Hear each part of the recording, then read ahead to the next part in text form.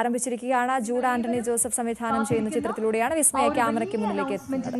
ഇപ്പോൾ കൊച്ചിയിൽ നിന്നുള്ള തത്സമയ ദൃശ്യങ്ങളാണ് ഒരുങ്ങുകയാണ്.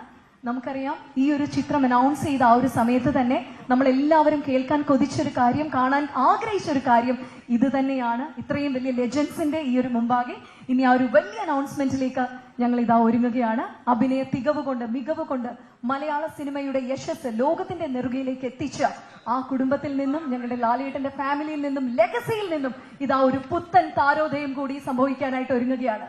അതെ, ഇനിയുള്ള അഭ്രപാളികളിൽ വിസ്മയം തീർക്കാനായി, മലയാളി മനസ്സിൽ വിസ്മയം നിറയ്ക്കാനായി, with all pride and prestige, let's welcome Vismaya Mohanlal.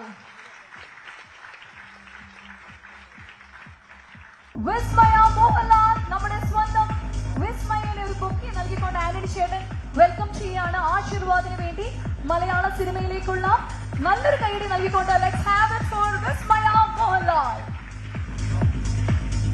വിസ്മയക്ക് ആശീർവാദിന്റെ ഭാഗത്ത് നിന്നുള്ള ഒരു ബൊക്കെ നൽകിക്കൊണ്ടാണ് മായനെ ഞങ്ങൾ ഈ ഒരു ഇൻഡസ്ട്രിയിലേക്ക്, മലയാളത്തിന് വേണ്ടി ഇവിടെ ഇതാ സമർപ്പിക്കാനായിട്ട് ഒരുങ്ങുന്നു. മലയാള സിനിമയ്ക്ക് വേണ്ടി much weighted moment.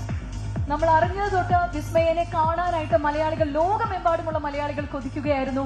And Lal sir, being a proud father ആയിട്ട്, ഞങ്ങളുടെ ലാലേട്ടനായിട്ട് ഈ ഒരു മൊമെന്റിൽ എന്താണ് പറയാനുള്ളത്?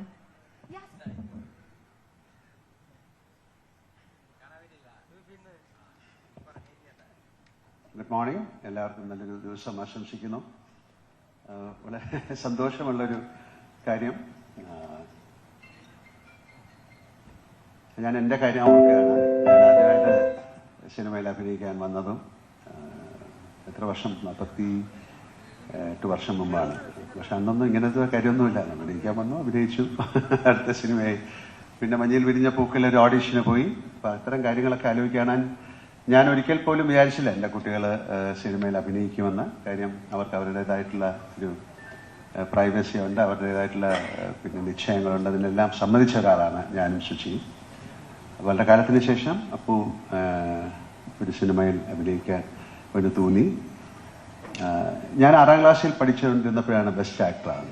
അതുപോലെ തന്നെയാണ് അപ്പുവും 6ാം ക്ലാസ്സിൽ പഠിച്ചുകൊണ്ടിരിക്കുമ്പോഴാണ് ബെസ്റ്റ് ആക്ടറാണ്. 10ാം ക്ലാസ്സിൽ പഠിക്കുന്ന സമയത്ത് ബെസ്റ്റ് ആക്ടറായി. അതുപോലെ അപ്പവും 10ാം ക്ലാസ്സിൽ പഠിക്കുന്ന സമയത്ത് ബെസ്റ്റ് ആക്ടറായി.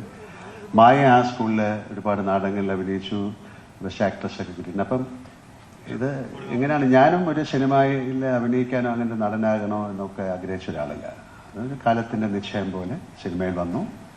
എന്നെ എൻ്റെ കൂടെയുള്ളതായി ഇവിടെ ഇരിക്കുന്ന നിങ്ങളൊക്കെ തന്നെയാണ്, ഇരിക്കുന്ന ആൾക്കാർ തന്നെയാണ് ഒരു സിനിമ നടനാക്കിയതും ഇത്ര നാൾ കൊണ്ട് നടന്നതും. 48 ഇയേഴ്സായി.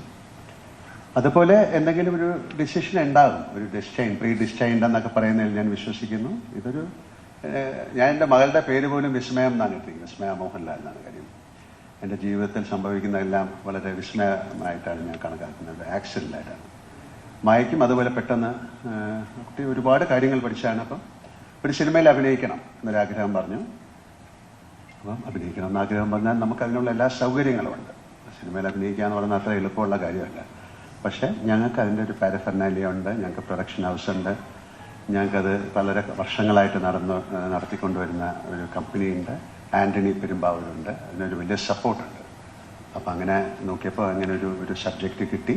അപ്പോൾ അതിൽ ആ കുട്ടി അഭിനയിക്കാൻ പോകണം. അതിൻ്റെ പേര് തന്നെ തുടക്കം എന്നാണ്. ഇത് സിനിമയിൽ അഭിനയിക്കുക എന്ന് പറയുന്നത് അത്ര ഈസി ആയിട്ടുള്ളൊരു കാര്യമല്ല, എല്ലാവർക്കും അറിയാം. അതിന് ഭാഗ്യം എന്ന് പറയുന്നത് അതിൻ്റെ ഒരു വാക്കിൽ ഉപരി നമുക്ക് കൂടെ സഞ്ചരിക്കുന്ന ഒരുപാട് നല്ല ആൾക്കാരുണ്ടാവണം.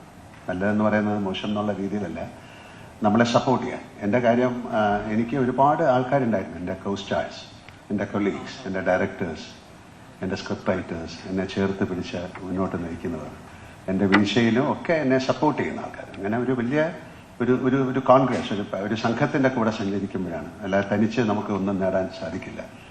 സിനിമയിൽ പോലും എത്ര നല്ല അഭിനേതാവാണെങ്കിലും അയാൾക്കൊരു പ്ലാറ്റ്ഫോം കിട്ടണം, നല്ല സബ്ജക്റ്റുകൾ കിട്ടണം, നല്ല കൊളീഗ്സ്, കൂടെ അഭിനയിക്കുന്ന ആൾക്കാർ നന്നാകണം.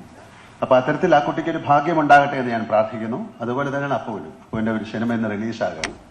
അപ്പോൾ ഇത് വളരെ ആക്ഷനിലായിട്ട് സംഭവിച്ചൊരു കാര്യമാണ്. അപ്പോൾ രണ്ടുപേർക്കും, ഒരു അച്ഛൻ എന്ന നിലയിലും ഒരു ആക്ടർ എന്നുള്ള നിലയിലും ഈ ഫ്രറ്റേണിറ്റിയുടെ പേരിലും ഞാൻ അവരെ രണ്ടുപേരെയും ആശംസിക്കുന്നു, അഭിനന്ദിക്കുന്നു സ്നേഹപൂർവ്വം. പിന്നെ തീർച്ചയായിട്ടും ആന്റണിയുടെ കാര്യം എടുത്ത് പറയാം. ആന്റണിയുടെ വലിയൊരു ആഗ്രഹമായിരുന്നു അപ്പുവും മായയും സിനിമയിൽ വരണമെന്ന്. അപ്പം ഞാൻ പറഞ്ഞു അതൊക്കെ അവരുടെ ഇഷ്ടമാണ്. ഞാൻ ഒരാളെ പിന്നെ സിനിമയിൽ കൊണ്ടുവന്ന് എനിക്ക് ചെയ്യാവുന്ന ഒരുപാട് ലിമിറ്റേഷൻസ് ഉണ്ട്. ദേ ഹാവ് ടു പ്രൂവ് അല്ലേ, അവർ തന്നെ സ്വന്തമായിട്ട് അവരുടെ കഴിവ് തെളിയിച്ച് മുന്നോട്ട് പോകാനുള്ള ഒരു ഇന്ധനം, ഒരു കാറ്റലിസ്റ്റായിട്ട് എനിക്ക് പ്രവർത്തിക്കാം.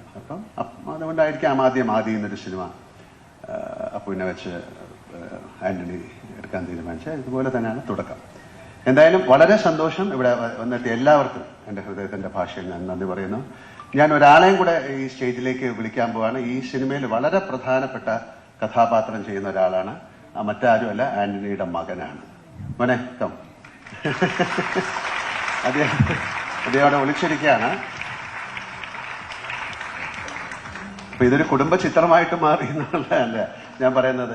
ഇതും ഒരു വളരെ ആകസ്മികമായിട്ട് സംഭവിച്ച കാര്യമാണ്.